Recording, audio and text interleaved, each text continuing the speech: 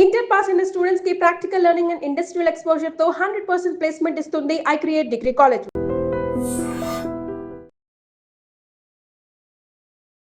నమస్తే, welcome to I dream social spotlight with Kavitha.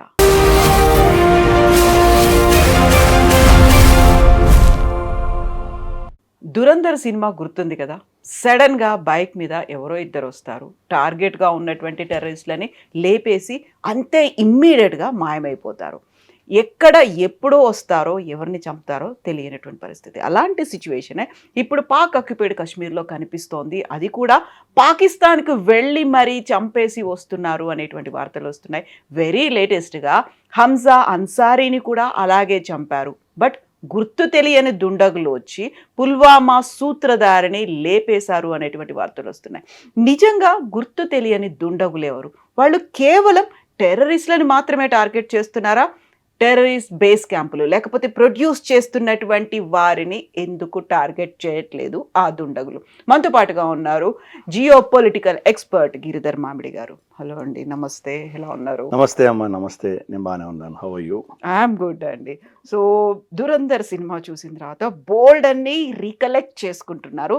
Maybe ఇది correct ఏమో, దీన్ని కనెక్ట్ చేసుకుంటే ఇలాగే ఉంటుందేమో అనేటువంటి భావన. Very first Dhurandhar cinema release అయింది, పార్ట్ 2 వచ్చింది, ఆ తర్వాత బోల్డ్ అంత కలెక్షన్స్, రికార్డ్స్ ఇవన్నీ క్రియేట్ చేసిన తర్వాత ఇప్పుడు ఓటీటీలో రిలీజ్ చేస్తున్నారు అనుకున్నప్పుడు ఒక పర్సన్ సశస్త్ర సీమా బల్కి చెందినటువంటి హెడ్ కానిస్టేబుల్ హైకోర్టుని అప్రోచ్ అయ్యాడు. మన ఆర్మీ రహస్యాలన్నింటినీ లీక్ చేసింది ఈ సినిమా. ఏదైతే కీ పాయింట్స్ ఉంటాయో, కీ ఫ్యాక్టర్స్ ఉంటాయో వాటన్నిటిని పబ్లిక్గా బాహాటంగా చూపించారు. ప్లీజ్ కంట్రోల్ ఇట్, దీని మీద యాక్షన్ తీసుకోండి అని. నిజంగా వాటన్నిటిని చూపించిందా దురంధర్? వాళ్ళు లీక్ చేసిందంటారా వాటిని? అమ్మా, దీనిలో 2-3 అంశాలు. మొట్టమొదటిది, again let's come to the narrative war. Pak occupied Kashmir అన్నావు నువ్వు. Let us first change that narrative. అయ్యా, దాన్ని పాక్ ఆక్యుపైడ్ జమ్మూ కాశ్మీర్ అని పిలవాలి. కాశ్మీర్ మన దగ్గర ఉంది, ఓన్లీ జమ్మూ. వాళ్ళ దగ్గర ఉన్నది వెస్టర్న్ జమ్మూ ఉంది, వాళ్ళ దగ్గర గిల్గిట్ బాల్తిస్తాన్ ఉంది వాళ్ళ దగ్గర. కానీ దాన్ని పాక్ ఆక్యుపైడ్ జమ్మూ కాశ్మీర్ అనొచ్చు, ఎందుకంటే జమ్మూ కాశ్మీర్ రియాసత్, మన రాజా హరిసింగ్ అధీనంలో ఉన్నటువంటివి. కాశ్మీర్ వ్యాలీ అన్నది మనకు వెరినాగ్ అన్నది అక్కడ మనకు ఝేలం నది ఉద్గమ స్థానం. ఝేలం నది అసలు సంస్కృతం పేరు వితస్తా నది.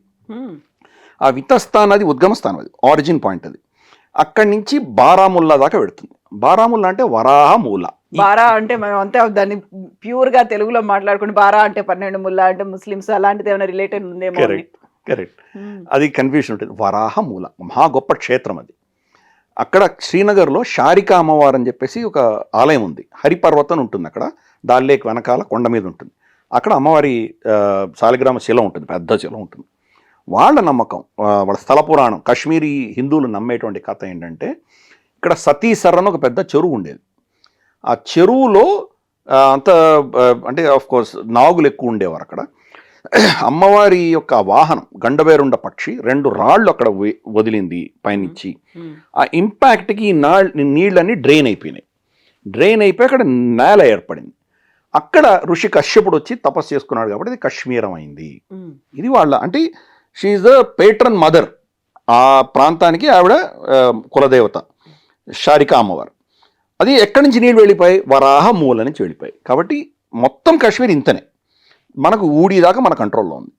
కాశ్మీరీ భాష మాట్లాడే ఒక్క గ్రామం కూడా పాకిస్తాన్ కంట్రోల్లో లేదు. కాబట్టి POK అని మనం పిలవరాదు. కశ్మీర్ అన్న పేరు మీద వాడు 80 సంవత్సరాలు పాలిటిక్స్ చేశాడు. మనం ఆ నేరేటివ్లో కొట్టుకుపోయాం. అందుకని POJK అని పిలవచ్చు. లేదా ఇంకా కరెక్ట్గా చెప్పాలంటే western Jammu, Pak occupied western Jammu, Pak occupied Gilgit Baltistan, ఇది చెప్పాలి. 2 ధురంధర్ సినిమా. అన్నోన్ గన్మెన్, అజ్ఞాత్ బందూక్దార్ ఎవరెవరిని చంపారో ప్రతిరోజు న్యూస్లో వస్తుంది. అతను దాన్ని కంపైల్ చేసి సినిమాలో చూపించాడు. అది ఆయన కల్పన. సత్యమా అసత్యమా ఎవరు చెప్పగలరు? దీంట్లో ఎక్కడొస్తుందంటే కోయిన్సిడెన్స్ ఏంటంటే, చనిపోయిన వాళ్ళందరూ కూడా భారత వ్యతిరేక టెర్రరిస్టులు మాత్రమే చనిపోయారు. ఇక్కడ ఎవరైతే అరాచకాలు చేశారో వాళ్ళు మాత్రమే పోతున్నారు. కరెక్ట్. ఖలిస్తానీలు కావచ్చు, కాశ్మీరీలు కావచ్చు, వీళ్ళే టార్గెటెడ్గా చనిపోతున్నారు. కాబట్టి అనుమానం ఏమవుతుంది? రా చేయిస్తోంది, భారతీయ ఏజెన్సీస్ చేయిస్తున్నాయన్న అనుమానం తప్పకుండా వస్తుంది. మన స్పైలు ఉన్నారు, కొంతమంది ఏజెంట్లు ఉన్నారు అక్కడ దురంధరులు ఉన్నారు. ఈ నేరేటివే ప్రబలంగా ఉంది అది. కానీ మరి ఎవరైనా పట్టుకోండి మీరు. #1 స్పై ఏజెన్సీ ఐఎస్ఐ అని చెప్పుకుంటారు కదా వాళ్ళు. మరి మన భారతదేశంలో ఇన్ని స్లీపర్ సెల్స్ ఉన్నాయి కదా వాళ్ళకి. మనకు హైదరాబాద్లో కూడా లుంబిని పార్క్ దగ్గర నుంచి వాళ్ళు మనకు గోకుల్ చాట్ దగ్గర బాంబులు పెట్టించి పేల్చగలిగిన గొప్పవాళ్ళే, ఘనత ఉంది వాళ్ళకి. ఢిల్లీలో ప్రతి వారం బాంబులు పేల్చారే. ఇంత నెట్వర్క్, ఇంత అద్భుతమైనటువంటి ఇంటెలిజెన్స్ ఉన్న ఐఎస్ఐ ఒక్కడిని కూడా ఈ రోజు దాకా ఎందుకు పట్టుకోలేకపోయారు? ఒకటి. 2, వీళ్ళందరూ పాకిస్తానీ పాస్పోర్ట్ ఉన్న వాళ్ళే కదా, భారతీయ పాస్పోర్ట్ ఇక్కడి నుంచి ఎవరు వెళ్ళలేదు కదా. సో అందుకని మీరు పట్టుకోండి ఫస్ట్. ఎవరినైనా అరెస్ట్ చేసి ఐఎస్ఐ దగ్గర మనకు రా నుంచి వాళ్ళకి పైసలు వచ్చాయనో, లేదా భారత ఏజెన్సీస్ నుంచి వాళ్ళకి ఏదో కమ్యూనికేషన్ వచ్చిందనో ఏదో చూపించండి ఫస్ట్. మీరు ప్రూవ్ చేయండి. ప్రూవ్ చేశాక అప్పుడు భారతదేశం ఇన్వాల్వ్ కాదో చెప్పగలం మనం. కాబట్టి ఇప్పుడు సశస్త్ర సీమా బల్కి సంబంధించి అతను ఇచ్చినటువంటి ఏదైతే స్టేట్మెంట్ ఉందో హాస్యాస్పదం. అది ఎక్కడ దానికి ఆధారాలు లేవు.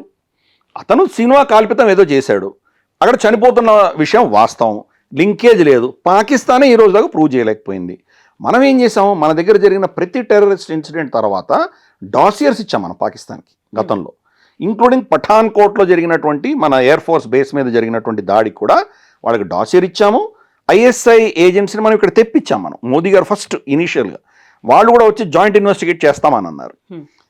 మోదీ గారు ఇంకా అప్పుడు నవాజ్ షరీఫ్ ఇంటికి వెళ్ళడం ఇవన్నీ చేసిన కొత్తల్లో వాళ్ళు ఎప్పుడైతే ఇక్కడికి వచ్చి యాక్షనబుల్ ఎవిడెన్స్ కాదు ఇలా మన మీద డ్రామాలు ఆడడం మొదలెట్టారో అప్పుడు ఇంకా మోదీ గారు నిర్ణయించుకున్నారు ఇంకా వీడితో మనం ఏం చేయకూడదని చెప్పి కట్ చేసుకున్నారు. కానీ మనం డాసియర్స్ ఇచ్చేవాళ్ళం, వాళ్ళకి ఫుల్ ప్రూఫ్ ఇచ్చేవాళ్ళం. వాయిస్ శాంపుల్స్ దగ్గర నుంచి కమ్యూనికేషన్, ఇక్కడి నుంచి అక్కడికి ఏమేమి కమ్యూనికేషన్స్ జరిగినాయి, వాళ్ళ దగ్గర ఉన్నటువంటి ఎక్విప్మెంట్ ఏంటి, ఎటువంటి వాళ్ళ దగ్గర ఉన్న ఐడి కార్డ్స్ ఏమున్నాయి, ఎటువంటి ఆహారం తీసుకొచ్చారు, ఎటువంటి జీపీఎస్ సిస్టమ్స్ ఉన్నాయి వాళ్ళ దగ్గర, ఇవన్నీ కూడా ఎవిడెన్స్ వాళ్ళకి ఇచ్చాం మనం. అయినా ది డిడ్ంట్ యాక్ట్.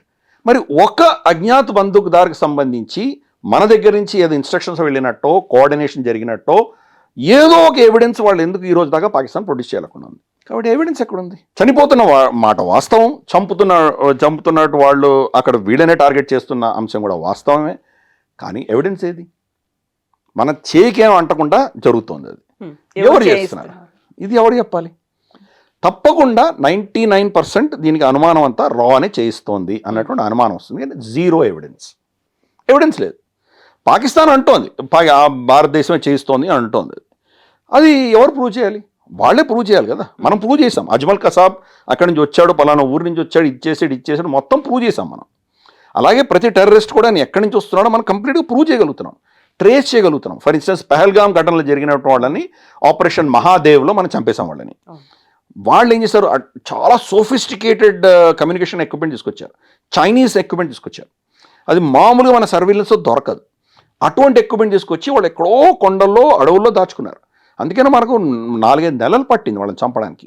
చాలా కష్టం మీద వాళ్ళని ట్రేస్ చేయగలిగాం. కమ్యూనికేషన్ ట్రేస్ చేయొచ్చు, వీళ్ళు ఎక్కడున్నారని ట్రాక్ చేయొచ్చు. అది దొరకలేదు, వాళ్ళు కమ్యూనికేషన్ లేకుండా మేనేజ్ చేశారు. ప్లస్ ఎటువంటి ప్రోటోకాల్స్ పెట్టుకున్నారంటే లోకల్ ఓవర్ గ్రౌండ్ వర్కర్స్తో సంబంధం లేకుండా వాళ్ళు బతకగలిగారు. వాళ్ళు వచ్చేదో ఆహారం తీసుకువెళ్ళిపోయారు, తర్వాత వీళ్ళతో సంబంధం లేకుండా వాళ్ళే వెళ్ళిపోయారు. మామూలుగా తెలియని టెరిటరీ కదా, ఇక్కడ తెలియని భూమికి వచ్చినప్పుడు ఎవరినో సాయం అడుగుతారు, ఏదో తీసుకొని వెళ్తారు. లేదు, వాళ్ళు మొత్తం జర్నీ అంతా కూడాను ఫస్ట్ జమ్మూలో అటాక్ చేశారు. జమ్మూలో చంపేసి అడవి ప్రాంతం, కొండ ప్రాంతానికి వెళ్ళిపోయారు.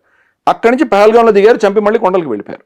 ఈ మొత్తం రూట్ అంతా ఎవరి సహాయం లేకుండా వాళ్ళు వెళ్ళగలిగారు. అంటే వాళ్ళకి ఎంత కోఆర్డినేషన్, ఎంత ట్రైనింగ్, ఎంత జీపీఎస్, ఎంత వాళ్ళకి ఉన్నదో మనం అర్థం చేసుకోవచ్చు. ఇవన్నీ మనం ప్రూవ్ చేసాం. ప్రూవ్ చేసి మనం వాళ్ళని ఎక్స్పోజ్ చేయగలిగాం.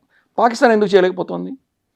సో పాకిస్తాన్ భారత ఏజెన్సీ చేయించింది అని ప్రూవ్ చేసేంత వరకు ఎవిడెన్స్ లేదు, వాళ్ళు చనిపోతున్నారు అంతే.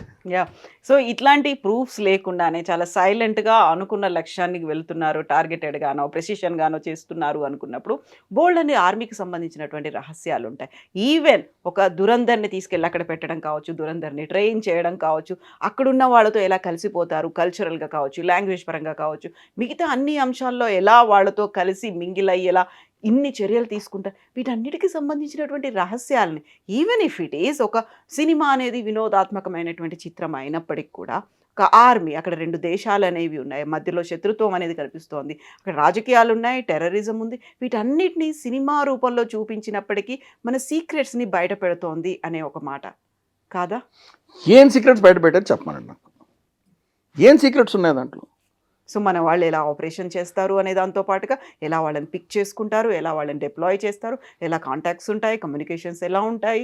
ప్రూఫ్ ఏమైనా ఉందా? అదొక కల్పితం, అది కల్పితమైనటువంటి సినిమా. ప్రూఫ్ ఏముంది దాంట్లో? ప్రూఫ్ చూపించగలిగితే సీక్రెట్స్ లీక్ అయినట్టు అర్థమవుతుంది. ఎస్, వాళ్ళు చనిపోయారు, ఎవరో వచ్చి అన్నోన్ గన్మెన్ షూట్ చేసి వెళ్ళిపోతున్నారు, ఇది సత్యం కదా. ఈవెన్ పాకిస్తానీ సీసీటీవీ కెమెరాస్లో కూడా కొన్ని క్యాప్చర్ అయినాయి. వాళ్ళు నమాజ్ చేస్తుంటే వచ్చి ఇక్కడ బుల్లెట్ కొట్టేసి వెళ్ళిపోయాడు. ఇటువంటి చాలా జరిగినాయి. అక్కడ ఏదో పార్క్లో నడుస్తుంటే సర్దార్జీ ఖలిస్తానీ అదని షూట్ చేసి వెళ్ళిన వాట వాస్తవం. ఎవరు చంపారు? ఎవిడెన్స్ లేదు. దురంధరులేమో వాళ్ళు మన వాళ్ళే దురంధరే చేసినట్టు వీళ్ళు దీంట్లో వాళ్ళు ఒక కాల్పితంగా చూపించారు. ఎవిడెన్స్ ఎక్కడుంది? ప్రూఫ్ ఎక్కడుంది? ఏం సీక్రెట్ లీక్ చేసాం మనం?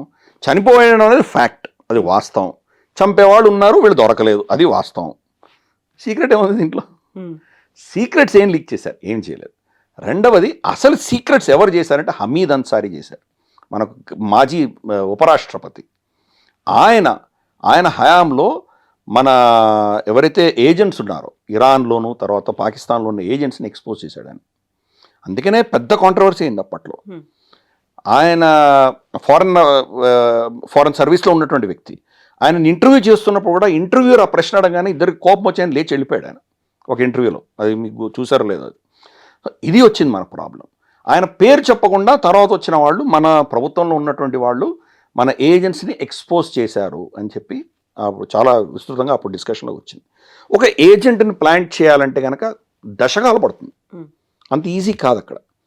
దాంట్లో లాస్ట్కి మనం చూసాం, అది మనకు రాకేష్ బేడి ఉన్నటువంటి మినిస్టర్గా ఉన్నటువంటి వ్యక్తి 40 ఏళ్ల నుంచి నేను ఇక్కడ ఉన్నానని చెప్తాడు. అతను అసలు దూరందరు, అతను పాలిటిక్స్లో దూరిపోయాడు అతను. అంటే ఎన్ని సంవత్సరాలు ఇన్వెస్ట్ చేసి ఉండాలి. అంటే పార్టీలకు అతీతంగా, అప్పుడు బీజేపీ లేదు, కాంగ్రెస్. ఇప్పుడు 40 ఏళ్ళ ముందరంటే కాంగ్రెసే కదా. అంటే కాంగ్రెస్ కూడా చేసింది. కాంగ్రెస్ కావచ్చు, బీజేపీ కావచ్చు, ఎవరైనా కావచ్చు, భారతదేశం మన ఇంట్రెస్ట్ కోసం మనం చేసాం. ఎక్స్పోజ్ అయింది, ఆ సమయంలో ఎక్స్పోజ్ అయ్యారు. దాంతో మన ఏజెంట్స్ అందరినీ పట్టుకొని వాళ్ళు ఎలిమినేట్ చేశారు, అందరినీ చంపేశారు. మనకి ఎసర్ట్స్ లేరు. మోదీ గారు వచ్చిన తర్వాత ఒక పర్టికులర్, అంటే కొత్తలో ఆయన వచ్చిన కొత్తల్లో ఒక పర్టికులర్ ర్యాలీలో ఒక స్టేట్మెంట్ ఇష్యూ చేశారు. ఎక్కడి నుంచి మొదలు పెట్టాలో నాకు అర్థం కావట్లేదు, మొత్తం క్లీన్ స్లేట్ అయిపోయింది మాది, మేము మళ్ళీ ఇవన్నీ ఎస్టాబ్లిష్ చేయాలంటే ఎంతకాలం పడుతుందో తెలియదు, చాలా క్లిష్ట పరిస్థితుల్లో ఈరోజు దేశం ఉంది అని ఒక స్టేట్మెంట్ ఇష్యూ చేశారు ఆయన. దాని యొక్క రిజల్ట్ మరి ఈరోజు చూస్తున్నాం. అజిత్ దోవల్ అక్కడ ఆయన కుటుంబంతో సహా అక్కడ ఉండి ఆయన పిల్లలు అక్కడ చదువుకున్నారు, ఆయన అక్కడ పనిచేశారు, అక్కడ చాలా రోజులు ఆయన ఒక ఏజెంట్గా అక్కడ ఉన్నారు ఆయన పాకిస్తాన్లో. కాబట్టి పాకిస్తాన్లో ఎటువంటి వ్యక్తులను పంపించాలి, ఎలా చేయాలి, ఆ హ్యాండిల్ అంతా తెలిసినటువంటి దురంధరుడు ఈయన అజిత్ దోవల్. కాబట్టి ఆయన మళ్ళీ ఆ నెట్వర్క్ అంతా ఎస్టాబ్లిష్ చేయడానికి 10 సంవత్సరాలు పట్టింది. ఇమ్మీడియట్గా రారు కదా. 10 సంవత్సరాలు ఎలా ఎస్టాబ్లిష్ చేయగలిగాం మనం? ఈ రోజు దాకా వాళ్ళు ఎవరో దొరకట్లేదు ఎవరికి. తప్పకుండా దీంట్లో ఎవరికి డౌట్ ఉండవలసిన అవసరం లేదు. భారత వ్యతిరేక శక్తులే చనిపోతున్నారు కాబట్టి భారత హస్తం ఉంది అనడంలో బలం ఉంది, ప్రూఫ్ లేదు. బలం ఉంది, ప్రూఫ్ లేదు. బట్ అజిత్ దోవల్ గారు దానిలో ఆల్రెడీ నిష్ణాతులు కాబట్టి ఆయన ఈ మళ్ళీ నెట్వర్క్ని రీఎస్టాబ్లిష్ చేసే దిశగా ఆయన పనిచేస్తున్నారు. గత ప్రభుత్వాలు దాన్ని లీక్ చేయడం వల్ల మనం చాలా చాలా నష్టపోయాం. అది లీక్ అయింది, ధురంధర్ సినిమాకి అది లీక్ అయింది. ధురంధర్ సినిమాలో ఏం లీక్ అవ్వలేదు, అదొక కథ రాశాడు ఆయన. దీంట్లో అటువంటి హంజా అనేటువంటి క్యారెక్టరే లేదు, మొత్తం అదే కల్పితం. అది ఇటువంటి చాలా కల్పితాలు చూపిస్తారు వాళ్ళు. కొన్ని నిజంగా జరిగినటువంటి ఘటనలను దాన్ని వాళ్ళు సినిమాటిక్గా ప్రజెంట్ చేసేటువంటి ప్రయత్నం చేస్తారు వాళ్ళు. సత్యాలు ఉంటాయి, దాంట్లో కాల్పితం కూడా ఉంటుంది. ఏది సత్యం ఏది కాల్పితం ఎవరు నిర్ణయించాలి? దీంట్లో ట్రూత్స్ ఏమున్నాయి? మీరు ఇంత దూరం అక్కర్లేదు. మనకు ఫర్ ఇన్స్టెన్స్ మొసాడ్ ఆపరేషన్స్ ఉన్నాయి, ఇజ్రాయెల్ చేసేవి. మొసాడ్ ఆపరేషన్స్ సిరీస్ ఉన్నాయి మనకి. నెట్ఫ్లిక్స్లో మనం చూస్తే ఫౌడా అని చెప్పేసి ఒక సిరీస్ ఉంది, అలాగే ద స్పై అని ఒక సిరీస్ ఉంది. దాంట్లో ఎలా వీళ్ళ spy almost Syria defence minister అయిపోయేవాడు, అంతవరకు వచ్చాడు. లాస్ట్లో దొరికిపోతాడు, అతన్ని ఉరిదీస్తారు, పబ్లిక్గా హ్యాంగ్ చేస్తారు. అతన్ని ఎలీ కోహన్ అని చెప్పేసి అతన్ని హ్యాంగ్ చేస్తారు. హ్యాంగ్ చేస్తే అతని శరీరం ఈరోజు దాకా సిరియా రిటర్న్ చేయలేదు ఇజ్రాయెల్కి. కాబట్టి ఇటువంటివి సిరీసే ఉన్నాయి. వాళ్ళు ఆపరేషన్స్ ఎలా చేస్తారు. ఫౌడాలో అయితే కనుక ఈ హమాస్ని ఎలా ఇన్ఫిల్టర్ చేస్తారు, ఎలా వాళ్ళ భాషనే మాట్లాడతారు, వాళ్ళ మస్జిద్లోకే వెళ్తారు, వీళ్ళు కూడా ముస్లిమ్స్ లాగానే ఎలా ప్రవర్తిస్తారు, ఎలా అంత పర్ఫెక్ట్గా వాళ్ళతో మిక్స్ అయిపోతారు, ఎలా వాళ్ళని ఎలిమినేట్ చేస్తారు, చాలా బ్యూటిఫుల్గా చూపించారు. అవి నిజమైన ఘటనల ఆధారంగా తీశారు అవి. సో సీక్రెట్స్ ఎక్స్పోజ్ చేసినట్ట. సో ఇవి నార్మల్గా ఎక్కడైనా ఉంటాయి. ఇన్ఫ్యాక్ట్ మనకైతే పాపం ఇంత కష్టపడి వీళ్ళు సినిమాలు తీస్తున్నారు, ద కశ్మీర్ ఫైల్స్, ఊడి, ఆర్టికల్ 370, తర్వాత ఇప్పుడు మనకు ఇదేంటి మన దురంధర్, ఇటువంటి చాలా సినిమాలు తీశారు. మన డిఫెన్స్ ఎస్టాబ్లిష్మెంట్ కానీ ప్రభుత్వం కానీ మన స్థావరాలను వాడుకోవడానికి షూటింగ్కి ఏమైనా పర్మిషన్ ఇచ్చారా? అదే అమెరికాలో అయితే కనుక స్పెషల్ పర్మిషన్ ఉంటుంది. మన క్యాప్టెన్ 1 దగ్గర నుంచి తీసుకుందాము, లేదా గన్ షాట్ లాంటివి, పెద్ద పెద్ద మనకు టామ్ క్రూజ్ సినిమాది టాప్ గన్ లాంటి ఏ సినిమాలు చూసినా వాళ్ళ ఎయిర్క్రాఫ్ట్ క్యారియర్స్ వాళ్ళు పర్మిషన్ ఇస్తారు, F-16లలో ఫ్లై చేస్తారు, వాళ్ళ మొత్తం బేసులు, వాళ్ళ ఆపరేషన్స్ అన్ని వాళ్ళు చూపిస్తారు, వాళ్ళ కమాండ్ సెంటర్ చూపిస్తారు, నాసాలో వెళ్ళి షూట్ చేస్తారు. స్వదేశ్ అని చెప్పి మనకు షారుఖ్ ఖాన్ సినిమా తీశాడు, దాంట్లో నాసాలో వెళ్ళి షూట్ చేశాడు అతను. మన ఇస్రో పర్మిషన్ ఇస్తామా మనం షూట్ చేయడానికి? సో ఇవన్నీ వాళ్ళు సినిమాటిక్గా వాళ్ళు ఏం చేయగలరో చేశారు, కానీ ప్రభుత్వ పరంగా, డిఫెన్స్ పరంగా, మిలిటరీ పరంగా వీళ్ళకి సహాయం ఎక్కడొచ్చింది? సీక్రెట్స్ అనేవి సీక్రెట్సే, ఎవరికి తెలుస్తాయి? అవి ఎవరికి తెలియవు కదా. ఎవరిని ప్లాంట్ చేశారో, అక్కడ ఎవరు పని చేస్తున్నారో అనేది ఎవరికి తెలుసు? ఎంత విడ్డూరం అంటే ఈ ధురంధర్ సినిమా వచ్చి ఇంత పాపులర్ అయిన తర్వాత పాకిస్తాన్లో వీధుల్లో అడుక్కుతునే వాళ్ళని అందరినీ వాళ్ళు వెతికి వీడు ధురంధర్ పడుకున్న వాళ్ళని కూడా కొట్టి కొట్టి లేపి మరీ చెక్ చేశారు. భయం మంచిది, శత్రువు మనసులో భయం మంచిది, కానీ అది పరిస్థితి. అంటే వాళ్ళు కనుక్కోలేకుండా ఉన్నారు. సో కాబట్టి సీక్రెట్స్ ఏం లీక్ అయినాయి. సీక్రెట్స్ లీక్ అయితే ఇప్పటికి వాళ్ళందరూ చనిపోయి ఉండాలి కదా. సీక్రెట్స్ ఏం లీక్ అవ్వలేదు. ఇది ఒక వ్యక్తి యొక్క ఆలోచన తప్పితే ఇంకేమీ లేదు. నిజంగా ఏమి సీక్రెట్స్ అంటే లీక్ అవ్వలేదు. జరిగిన ఆపరేషన్స్ని వాళ్ళు ఇమాజిన్ చేసుకొని వాళ్ళు ప్రజెంట్ చేశారు. బహుశా జరిగి ఉండొచ్చు, అలాగే జరిగి ఉండొచ్చు, కాక జరిగిన ఘటనలు వాళ్ళు ప్రజెంట్ చేశారు. ఒక కల్పితమైన క్యారెక్టర్ హంజా అని చెప్పి ఒకటి పెట్టి వాళ్ళు క్యారెక్టర్ పోర్ట్రే చేశారు.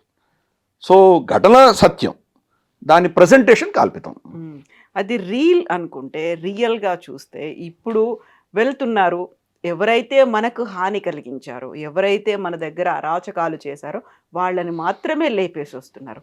దెన్ ఇక్కడే ఇంకో క్వశ్చన్ వస్తుంది, వాళ్ళని ఎవరైతే ప్రొవోక్ చేస్తున్నారో, వాళ్ళని ఎవరైతే వాడుకుంటున్నారో వాళ్ళ దాకా మనం ఎందుకు రీచ్ అవ్వట్లేదు? కేవలం ఇక్కడ ఉన్నటువంటి ఒక చిన్న వేర్లు అనుకోవచ్చు. ఎంతైనా వాళ్ళు అరాచకం చేసినప్పటికి కూడా చాలా చిన్న చిన్న వాళ్ళని ఒకరినో ఇద్దరినో ఇలాంటి వాళ్ళని లేపేస్తున్నాం, కానీ డైరెక్ట్గా ఎందుకు వెళ్ళట్లేదు? వాళ్ళందరినీ సమూలంగా తీసేస్తాము అనేది. ఈవెన్ మన దగ్గర పహల్గామ్ అటాక్ అయినప్పుడు కూడా, ఆపరేషన్ సింధూర్ చేసినప్పుడు మేము టెర్రరిస్ట్ బేస్ క్యాంపులను లేపేశాము, కొన్ని ఆర్మీ బేస్ క్యాంపుల మీద అటాక్ చేసాము, మొత్తంగా 9 బేస్ క్యాంపులను మేము ధ్వంసం చేశాము, ఇవన్నీ చెప్పారు తప్ప రూట్ కాజ్ అనేది ఉంది. రూట్ దాకా వెళ్ళాల్సిన అవసరం ఉంది. ఎందుకు వెళ్ళట్లేదు మనం? ఇంకా ఒక చిన్న క్లారిఫికేషన్ అమ్మా, ఆపరేషన్ సింధూర్లో మిలిటరీ క్యాంప్స్ని టచ్ చేయలేదు మనం. Terror base camp, only terrorist బేసెస్ని మాత్రమే టచ్ చేసాం మనం. చేసిన తర్వాత జయశంకర్ గారు ఫోన్ చేసి చెప్పారు, మేము మీ టెర్రరిస్ట్ క్యాంపులను కొట్టాం, మీరు ఇక్కడ ఆగండి, మీ మిలిటరీని కానీ మీ సివిలియన్ ఎస్టాబ్లిష్మెంట్ మేము టచ్ చేయలేదు, మీతో యుద్ధం చేయడం మా ఉద్దేశం కాదు, మా దేశంలో వచ్చి అరాచకం చేసినటువంటి వాళ్ళని మేము టార్గెట్ చేశాము, కాబట్టి ఇక్కడ మేము ఆపుతున్నాము, మీరు కూడా ఆపండి అని ఆయన క్లియర్ కట్గా ఆయన వాళ్ళకి చెప్పారు. వాళ్ళు వినలేదు. మీరు మా మీద కొడితే మేము ప్రతీకారం తీర్చుకోకపోతే మా పనే అవుతుంది, కాబట్టి మేము కొడతామన్నారు. ఎప్పుడైతే వాళ్ళు రిటర్న్ మన మీద అటాక్ చేశారో అప్పుడు వాళ్ళ స్థావరాలను కొట్టాం, అంతవరకు కొట్టలేదు మనం. ఇది ఇప్పుడు ఆ డాక్టర్ నుంచి బయటకు వచ్చేసాం. మోదీ గారు ఆపరేషన్ సింధూర్ అయిన తర్వాత కొన్ని రెడ్ లైన్స్ పెట్టారు ఆయన. దాంట్లో ఆయన ఏం చెప్పారంటే, టెర్రరిస్ట్స్ కానీ టెర్రరిస్టుల్ని సమర్థిస్తున్నటువంటి వాళ్ళని కానీ వేరేగా మేము చూడమన్నారు. ఇద్దరిని ఒకటే తాటిలో చూస్తామని అన్నారు. కాబట్టి ఇప్పుడు మీరు అడిగిన ప్రశ్నకు, రేపు కనుక ఒక టెర్రరిస్ట్ ఇన్సిడెంట్ జరిగిందంటే వీళ్ళని ఎవరు పంపించారో వాళ్ళని కూడా మనం టార్గెట్ చేస్తాం. ఫ్యూచర్లో ఆ డాక్టర్ని ఫిక్స్ అయింది మనకి. ప్రస్తుతానికి మనమే వాళ్ళని షూట్ చేయట్లేదు, మనం వీళ్ళని చంపుతున్నాం, పాజ్ బటన్ ప్రెస్ చేసి ఉంచాం అంతే. సో రేపు కనుక మన దేశంలో ఇంకో ఘటన జరిగిందంటే ఇక్కడి నుంచి ISI దాకా లేదా ఆర్మీ కమాండర్ ఎవరు కమాండ్ ఇచ్చాడో అక్కడ దాకా మనం కొట్టబోతున్నాం మనం. కాబట్టి అది ఆల్రెడీ డాక్టర్ని ఫిక్స్ అయిపోయింది. సో కాబట్టి దాంట్లో వీళ్ళు వ్యత్యాసం లేకుండా మనం కొడుతున్నాం. ఇంకొక విషయం మనకు తెలుసుకోవాల్సింది ఏంటంటే, పాకిస్తాన్లో టెర్రరిస్ట్ ఆర్గనైజేషన్స్ లేవు. ఏకైక టెర్రరిస్ట్ ఆర్గనైజేషన్ పాకిస్తాన్ ఆర్మీ. దాని అండర్లోనే ఇవన్నీ కూడా ఉన్నాయి, అయితే వర్క్ చేస్తున్నవి కూడా. మనకు డివిజన్స్ ఉంటాయి, army divisions, Dogra regiment, Punjab regiment, Madras sappers, Assam rifles, ఇటువంటి చాలా ఉన్నాయి మన దగ్గర. రాజ్పుటానా రైఫల్స్, మనకు గోర్ఖా రెజిమెంట్, ఇటువంటి చాలా ఉంటాయి కదా. అటువంటివే లష్కర్ ఏ తోయిబా, అటువంటిదే మనకు జైషే మొహమ్మద్, ఇవన్నీ కూడా extension of the army. So కాబట్టి ఆర్మీనే టెర్రరిస్ట్ ఆర్గనైజేషన్. మనం చూసాం, మనం బహావల్పూర్లో మన జైషే మొహమ్మద్ సుబానల్లా దాన్ని కొట్టాం మనం. కొట్టినప్పుడు ఏమైంది, దాంట్లో మౌలానా మసూద్ అజర్ కుటుంబం చనిపోయారు. వాళ్ళ జనాజాలో మొత్తం ఆర్మీ బ్యాండ్ అంతా దిగింది, ఆర్మీ ఆఫీసర్లు అందరు దిగారు అక్కడ. ఎవరు వెళ్తారు ఎవరైనా చనిపోతే? వాళ్ళ బంధువులే కదా వెళ్తారు. అంటే మనం ఎంత క్లియర్గా అర్థమైపోయింది అది. సో వాళ్ళకి వీళ్ళకి తేడా లేదు. అందుకని ఇప్పుడు డాక్టర్ని ఫిక్స్ చేసుకున్నాం. కానీ ఎస్, ఈ అజ్ఞాత బందూకుదారులు మాత్రం వీళ్ళనే టార్గెట్ చేస్తున్నారు. వీళ్ళ హ్యాండ్లర్స్ ఇంతవరకు టచ్ చేయట్లేదు. టచ్ చెయ్యాలి అని నేను కోరుకుంటున్నాను. భయం అన్నది చాలా ఇంపార్టెంట్. ఆపరేషన్స్ చేసేటప్పుడు మనం వాళ్ళని టార్గెట్ చేయకపోతే కనుక వీళ్ళని ఏం చేయలేం. ఇదే తప్పు మనం ఇజ్రాయెల్ చేసింది. ఇజ్రాయెల్ ఆపరేషన్స్ స్పెక్టాక్యులర్ ఆపరేషన్స్ చేయగలరు. టాక్టికల్, ఆపరేషనల్, వాళ్ళ ప్లానింగ్, ఎగ్జిక్యూషన్, వాళ్ళ ఇంటెలిజెన్స్ అసలు అన్బిలీవబుల్. నవభూత భవిష్యత్. ప్రపంచంలో ఏ ఇంటెలిజెన్స్ ఏజెన్సీ చేయని వాళ్ళు చేయగలిగారు. పేజర్ బాంబ్ ఏంటి అసలు ఎవరు ఇమాజిన్ కూడా చేయలేరు. ఎలా చేశారు వాళ్ళు? నస్రుల్లాని ఎలా చంపారు? ఒక్కరొకరిని, యాహియా సిన్వర్ని ఎలా చంపారు? ఒక్కరొకటి చూస్తే కనుక ఆపరేషన్స్, వాళ్ళు ఇంటెలిజెన్స్ గ్యాదరింగ్ ఎలా చేశారు, మనకు ఎలక్ట్రానిక్ ఇంటెలిజెన్స్ ఎలా ఉంది, హ్యూమన్ ఇంటెలిజెన్స్ ఎలా తెచ్చుకున్నారు, సర్వీలెన్స్ ఎలా చేశారు, 24/7 ఎలా ట్రాక్ చేశారు. ఎప్పుడో మ్యూనిక్లో 1972లో వాళ్ళు చంపిన వాళ్ళని ఒకరొకరిని వెంటాడి చంపారు. అంత స్పెక్టాక్యులర్గా చేయగలిగిన ఇజ్రాయెల్ వీళ్ళ వెనకాల ఉన్న శక్తిని టచ్ చేయలేకపోయింది ఇంతవరకు. వెనకాల ఎవరున్నారు? ఇరాన్. అందుకని ఈరోజు ఇరాన్తో యుద్ధం జరుగుతుంది అక్కడ. ఇరాన్ యుద్ధం కారణం ఏంటంటే వీళ్ళని ఎంతమంది చంపినా లాభం లేదు, వీళ్ళని సపోర్ట్ ఇస్తున్నటువంటి ఇరాన్ రెజీమ్ని మనం టచ్ చేయండి, వీళ్ళు ఇంకా పుడుతూనే ఉంటారు అని చెప్పి వాళ్ళు నిర్ణయించుకున్నారు. అఫ్కోర్స్ కంప్లీట్ అది ఫ్లాప్ అయింది, బెడిసి కొట్టింది వాళ్ళకు. అది వాళ్ళ ప్లానింగ్లో లోపం ఉందా, మిగతా అందరినీ కలుపుకొని వెళ్ళలేనందువల్ల ఇది అయిందా, అది పెద్ద చర్చ, దానిలో వెళ్ళదలుచుకోలేదు నేను. బట్ ఆలోచన కరెక్ట్. ఈ హ్యాండ్లర్స్ ఎవరున్నారో వాళ్ళు టచ్ చేయాలి. ఫర్ ఇన్స్టెన్స్ ఇప్పుడు వీళ్ళని మన పహల్గామ్ దాడి కానీ, పుల్వామా కానీ, మన దేశంలో జరిగినటువంటి గోకుల్ చాట్, ఎక్కడెక్కడ జరిగాయో ఈ టెర్రరిస్ట్ అటాక్స్ జరిగినాయో, ముంబై బ్లాస్ట్లు, ఢిల్లీలో అయితే ప్రతి వారం జరిగేది, చాందినీ చౌక్, చాలా దగ్గర జరిగినాయి. సో ఇటువంటి వాళ్ళు ఎవరైతే వచ్చారో వాళ్ళని చంపుతున్నాం. కానీ వీళ్ళని ట్రైనింగ్ ఇచ్చి పంపించిన ఐఎస్ఐ ఆఫీసర్ తన కుటుంబము ఏదో పాపా జోన్స్కి తినడానికి వెళ్తే తిరిగి సురక్షితంగా రాలేము అన్నటువంటి భయం వాళ్ళలో ఉన్న రోజు ఇవి అవుతాయి. కల్పించలేకపోయాం ఎందుకంత భయాన్ని? మరి అది బహుశా మన ప్రభుత్వంలో ఉన్నటువంటి ఆలోచన. మనం వాళ్ళకి మనకు తేడా ఏంటి? అదొక టెర్రరిస్ట్ దేశం, మనం కూడా టెర్రరిస్ట్ దేశమే. ఆ దేశంలో టెర్రరిజం చేసుకుంటూ ఉందామా? కాబట్టి మనం ఒక బాధ్యత గల దేశము. మనం ఓన్లీ మన దేశాన్ని హర్ట్ చేస్తున్న వాళ్ళని మాత్రమే మనం వేటాడి చంపుతాము, మిగతా వాళ్ళు మన జోలికి వెళ్ళము అన్నది ఒక సిద్ధాంతం మన దేశంలో ఉంది. Because answerable. మనం మానవ హక్కులు ఉల్లంఘన చేసి ప్రతి ఒక్కరిని చంపేయం కదా. ఇప్పుడు ఫర్ ఇన్స్టెన్స్ మినాబ్ అన్న ఊర్లో, ఒక ఊర్లో వీళ్ళు మనం టామాహాక్ మిసైల్ కొట్టి 170 మంది చిన్న పిల్లల్ని చంపేసింది అమెరికా. ఈ రోజు దాకా జవాబుదారీ లేదు వాళ్ళకి. పైపెచ్చు డొనాల్డ్ ట్రంప్ ఏమంటున్నాడు, టామాహాక్ మిసైల్స్ అందరి దగ్గర ఉంది, ఇరానే వాడిని ఎత్తినేసుకొని ఉండొచ్చు అంటున్నాడు. సో మనం అటువంటి పని చేయం కదా. మనం ఒక రూల్ బేస్డ్ పద్ధతిలో వెళ్తాం మనం. అందుకని మనం దాని గురించి మనం ఎంతవరకు వెళ్ళాలో అంతవరకు వెళ్ళాం. మనం డైరెక్ట్గా ఇప్పుడు వాడితో యుద్ధం చేయదలుచుకోలేదు. మనం వాడు చేసినట్టు వాడు చేయలేడు, వాడికి కూడా కెపాసిటీ ఉంది కదా, వాడి అసెట్స్ కూడా ఇక్కడ ఉన్నారు కదా. పొలిటీషియన్స్ దగ్గర నుంచి తీసుకొని, బిజినెస్ మెన్ దగ్గర నుంచి తీసుకొని, మీడియా దగ్గర నుంచి తీసుకొని, ఎన్జిఓల దగ్గర నుంచి తీసుకొని, రిలీజియస్ తంజీమ్ల దగ్గర నుంచి తీసుకొని, పాకిస్తాన్కి చాలామంది అసెట్స్ ఇక్కడ ఉన్నారు మన దేశంలో. వాడు కూడా చేయొచ్చు కదా, తలుచుకుంటే వాడు కూడా చేయొచ్చు కదా. ఇది ఇలా ఒక సైకిల్లో నడుస్తూనే ఉంటుంది. మనం ఆ సైకిల్లో పడదలుచుకోలేదు. అది ఒక ప్రభుత్వ నిర్ణయం. వ్యక్తిగతంగా అడిగితే కనుక బహుశా అట్లీస్ట్ మనకు జరిగినటువంటి ఘటనల వెనకాల ఉన్నటువంటి వ్యక్తులను మనం ఎలిమినేట్ చేయాలి. తర్వాత ఇప్పుడు ప్లాన్ చేస్తున్న వాళ్ళని టచ్ చేయాల్సిన అవసరం ఇప్పుడు లేకపోవచ్చు, కానీ అట్లీస్ట్ ఓ మెసేజ్ అన్నది వెళ్ళాలి. నువ్వు కూడా సురక్షితంగా ఉండవు అన్న మెసేజ్ మనం పంపించాలి. అది మోదీ గారు ఇచ్చారు. అయితే మన మీద ఎవరైతే అటాక్ చేస్తున్నారో వాళ్ళని మనం తుదం ముట్టిస్తాము అంటూ వాళ్ళని టార్గెట్ చేస్తున్నాం, వాళ్ళని లేపేస్తున్నాం. పహల్గామ్ చూస్తే ద రెసిస్టెంట్ ఫ్రంట్ అనేది సరికొత్త పేరుతో వచ్చింది. జైషే మహమ్మదో, ఇండియన్ ముజాహిదీనో, లష్కర్ ఏ తోయిబా, ఏదైనా ఇంకో పేరుతో వస్తున్నారు, అటాక్ చేస్తున్నారు.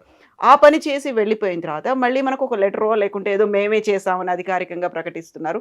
ఇంకొక అటాక్కి ఇంకో పేరుతో వస్తున్నారు. ఇవన్నీ మళ్ళీ అదే ఇలా స్ప్రెడ్ అయిపోతుంది తప్ప మళ్ళీ మనం అదే క్వశ్చన్, అవి అంతలా పెంచుకుంటున్నప్పుడు మన మీద అటాక్ చేసిన వాళ్ళనే మేము లేపేస్తాము అంటే, ఎక్కడైతే రూట్ కాజ్ ఉందో వాళ్ళు ఇంతలా వైడ్ స్ప్రెడ్ అవుతున్నప్పుడు దాని దాకా వెళ్ళలేకపోతున్నాం. ఆపరేషన్ సింధూర్ చేసినప్పుడు ఏం జరిగింది అనేది మన పార్లమెంటరీ మెంబర్స్ అన్నిటినీ డిఫరెంట్ కంట్రీస్కి పంపించాము. అందరూ డిఫరెంట్ పార్టీల వాళ్ళందరూ అందులో ఉన్నారు. మేము చేసింది కరెక్టే, వాళ్ళు చేసింది తప్పు అని చెప్పేటువంటి ఒక సపోర్ట్ అనేది వాళ్ళ దగ్గర నుంచి తీసుకున్నాం. బట్ అదే పని వీళ్ళు ఇంత చేస్తున్నారు, ఇన్నేళ్ల నుంచి మేము సఫర్ అవుతూ ఉన్నాము, వీళ్ళకి ఎవరు సపోర్ట్ ఇస్తున్నారో తెలుసు, ఎక్కడి నుంచి ఫండ్స్ వస్తున్నాయో తెలుసు, ఇన్ని ఉన్నప్పటికీ why we are not exposing them, why we are not taking action అనేది. 2 అంశాలు. Why are we not exposing, why are we not taking action, we are exposing them. ప్రతి అంశంలో కూడా మనం ఇంటర్నేషనల్ ఫోర్సెస్ పవర్స్ ఏమున్నాయో వాళ్ళకు కూడా తెలుసు. ఆపరేషన్ సింధూర్ మనం ఇంత చేసాం. మనం 2 న్యూక్లియర్ శక్తి ఉన్నటువంటి దేశాలు 2వ ప్రపంచ యుద్ధం తర్వాత ఇంతవరకు ఎప్పుడూ కాన్ఫ్లిక్ట్లో లేవు, యుద్ధం చేసుకోలేదు. మొట్టమొదటిసారి మనం చేసాం. ఇన్ఫ్యాక్ట్ బాలాకోటే ఫస్ట్ టైం మనం ఇంటర్నేషనల్ బార్డర్ దాటి వెళ్ళి కొట్టొచ్చాం. అంతకంటే ముందు 2 న్యూక్లియర్ పవర్ దేశాలు ఎప్పుడు యుద్ధం చేయలేదు. అది చేసాం. ఆపరేషన్స్ ఇంకో లెవెల్కి వెళ్ళిపోయాం మనం. ఒక్క దేశం అంటే ఒక్క దేశం అన్న మనల్ని ప్రశ్నించిందా? మీ మీద ఆంక్షలు విధిస్తాము, మీరు చేస్తే కనుక న్యూక్లియర్ యుద్ధం వచ్చే ప్రమాదం ఉంది, మేము అది చేస్తాం ఇది చేస్తాం వాడు అన్నాడా? డొనాల్డ్ ట్రంప్ అన్నాడు కదా, డొనాల్డ్ 250% టారిఫ్లను పెంచుతారు. అది యుద్ధం అయిపోయినాక మాట్లాడాడు. యుద్ధం జరుగుతున్నప్పుడు ఏమైనా మాట్లాడా? అది క్లెయిమ్ చేసుకునే ప్రయత్నం చేశాడు. అది వేరే పాలిటిక్స్, అది వేరే పాలిటిక్స్. అది యాక్చువల్గా డొనాల్డ్ ట్రంప్ ఆపలేదు, చైనా ఆపింది. అది దానికి అది వేరే నెరేటివ్. అది ఆల్టుగెదర్ డొనాల్డ్ ట్రంప్ అది హైజాక్ చేసే ప్రయత్నం చేశాడు. మనకు పార్లమెంట్ సాక్షిగానే మోదీ గారు చెప్పారు, తర్వాత మన స్పోక్స్ పర్సన్ చాలా క్లియర్గా చెప్పారు. 22 ఏప్రిల్ మనకు పెహల్గాం ఘటన జరిగిన రోజు డొనాల్డ్ ట్రంప్ ఫోన్ చేసి సంతాపం ప్రకటించాడు ఆయన మోదీ గారికి. తర్వాత జూన్ 15, 20 ఈయన కెనడాకి వెళ్తుంటే మనకు వీళ్ళది G7 సమ్మిట్లో పిలిచినప్పుడు, మార్క్ కార్నీ పిలిచినప్పుడు మోదీ గారు వెళ్తుంటే అప్పుడు ఫోన్ చేశాడు డొనాల్డ్ ట్రంప్. అంటే ఈ ఆపరేషన్ సింధూర్ జరుగుతున్నప్పుడు ఆయన దగ్గర ఫోన్ లేదు, చాలా స్పష్టంగా చెప్పాం. కాబట్టి ఆయన క్లెయిమ్ చేయడం అన్నది ఆయన విజ్ఞతకు వదిలేద్దాం, ఆయన పాలిటిక్స్ ఆయన చేసుకుంటున్నాడు. కానీ ఒక్కటంటే ఒక్క దేశం పోనీ అలా అన్న, అది కూడా మన పేరు చెప్పలేదు. నేను యుద్ధం ఆపాను అన్నాడు, కానీ భారతదేశం చేసి ఉండకూడదు అని అనలేదు, వీళ్ళ మీద ఆంక్షలు విధిస్తానని అనలేదు. ఒక్క దేశం అంటే ఒక్క దేశం అనలేదు. సరే ఈ వెస్టర్న్ దేశాలు పక్కన పెడదాం, ముస్లిం దేశాలు ఒకటి కూడా అనలేదు. ఆఖరికి పాకిస్తాన్కి ఫుల్గా సపోర్ట్ చేసినటువంటి టర్కీ వ్యక్తులు చనిపోయారు అక్కడ మన ఆపరేషన్ సింధూర్లో మనం కొట్టిన దెబ్బకు. వాళ్ళు యాక్చువల్గా వాళ్ళ డ్రోన్స్ అని, టర్కీ డ్రోన్స్ అని వాళ్ళు ఆపరేట్ చేస్తున్నారు. పాకిస్తాన్ వాళ్ళకి ఎలా ఆపరేట్ చేయాలో తెలియదు. మనకి ఎక్కడి నుంచి వాళ్ళ కమాండ్ కంట్రోల్ సెంటర్ ఉందో దాన్ని కొట్టాం మనం. దాంట్లో టర్కీ ఆపరేటర్స్ కూడా చనిపోయారు. టర్కీ మన మీద ఆంక్షలు విధించలేదు, టర్కీ మన మీద ఏమనలేదు. కాబట్టి బలం ఉన్నవాడిని అందరూ గౌరవిస్తారు. ఇది ఫస్ట్ మనం గుర్తుపెట్టుకోవాలి. మనం ప్రతి యుద్ధం తర్వాత నేర్చుకుంటాం ప్రతిదీ. మనకు ఫర్ ఇన్స్టెన్స్ మనకు అజ్మల్ కసాబ్ వాళ్ళు 10 మంది ఇక్కడికి వచ్చి ముంబైలో అంత ఘటన చేసేంత వరకు మన నేవీ డిఫెన్సెస్ మనకు అంత పటిష్టంగా లేవు. ఇప్పుడు బలపరుచుకున్నాం మనం. ఒక్క షిప్, ఒక చిన్న బోట్ వచ్చినా మనం దాన్ని ట్రాక్ చేయగలం, పట్టుకోగలం, పర్ఫెక్ట్గా చేయగలుగుతున్నాం మనం. అలాగే మనకు అజర్బైజాన్, అర్మేనియా మధ్యలో యుద్ధం జరిగినప్పుడు డ్రోన్స్ యొక్క శక్తి ఏంటో మనం చూసాం మనం. తర్వాత మనకు గల్వాన్ ఘటన జరిగేసరికి మన సూర్యాపేట్ సంతోష్ బాబు గారి బలిదానం జరిగే టైంకి మన దగ్గర డ్రోన్స్ లేవు. డ్రోన్ అన్న ఆలోచన కూడా లేదు మనకి. డ్రోన్స్ ఉంటే ఆయన చనిపోయేవారు కాదు. మన డ్రోన్ వెళ్ళి చూసేది, చైనా వెళ్ళారా, చైనీస్ పిఎల్ఏ వెళ్ళిందా లేదా మనం చెక్ చేసి ఉండేవాళ్ళం. ఫిజికల్గా ఆయన వెళ్ళి చెక్ చేయాల్సి వచ్చింది. అప్పుడు ఘటన జరిగింది, ఆయన చనిపోయారు. అది ఘటన జరిగింది. అది ఆ రోజు అంటే 2025లో మనకు ఆపరేషన్ సింధూర్ జరిగింది. 5 సంవత్సరాలలో ఎంత పటిష్టమైనటువంటి డ్రోన్ టెక్నాలజీ మన దగ్గర వచ్చింది. 5 ఇయర్స్ మనం మొత్తం వాడు ఒక్క డ్రోన్ కూడా మన డిఫెన్స్ ఎస్టాబ్లిష్మెంట్ టచ్ చేయకుండా మనం పెంచగలిగాం. కెపాసిటీ పెంచుకున్నాం, పాఠాలు నేర్చుకుంటున్నాం. అలాగే ఆపరేషన్ సింధూర్లో మనం చేసిన టాక్టికల్ స్ట్రాటజిక్ తప్పులు ఏమైనా ఉన్నట్టు దాన్ని సరిదిద్దుకుంటున్నాం. అందుకనే మోదీ గారు ఇచ్చినటువంటి స్టేట్మెంట్స్ అన్ని మనం చాలా క్లియర్గా వినాలి. ఖూన్ ఆర్ పానీ నహీ బహ సక్తా హై, ఇండస్ వాటర్ ట్రీటీ ఆపేసాం మనం. సంవత్సరం తర్వాత ఈరోజు విలవిలలాడిపోతున్నారు వాళ్ళు. యునైటెడ్ నేషన్స్ సెక్యూరిటీ కౌన్సిల్కి వెళ్ళారు, యునైటెడ్ నేషన్స్ జనరల్ అసెంబ్లీకి వెళ్ళారు.